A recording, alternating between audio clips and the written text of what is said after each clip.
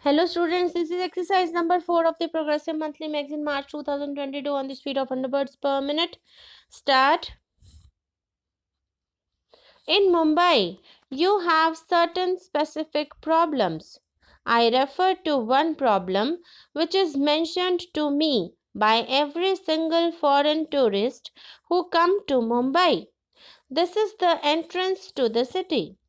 Now, this is something which I have mentioned to the Chief Minister on every drive into the city and at practically every public forum where I have spoken.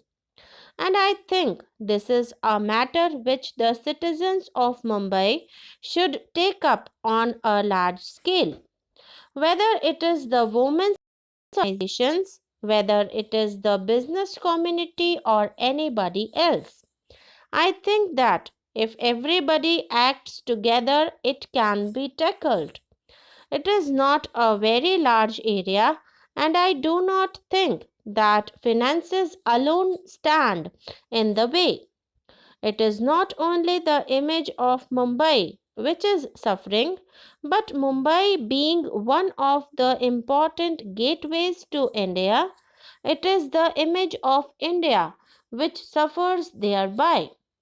You have, Mr. President, mentioned in your address the present policy of the government, which is to encourage new entrepreneurship and talent. But what have businessmen done to identify and promote such talent of which there is no dearth in the country? The bigger business and industrial establishments, by trying to foreclose profitable lines of business and sometimes by seeking to produce everything under the same roof or in allied establishments, succeed in keeping out new talent from entering the business field. Associations such as yours and other chambers of commerce should draw up concrete scheme to foster new entrepreneurship and talent. One suggestion which was made at the last meeting of the custodians of the nationalized banks was that some of the senior and professionally qualified executives in bigger establishments who have the necessary skill could step out and start small scale enterprises to provide employment to young engineers and other technical personnel. They will, of course, get all help from the financial institutions in the public sector.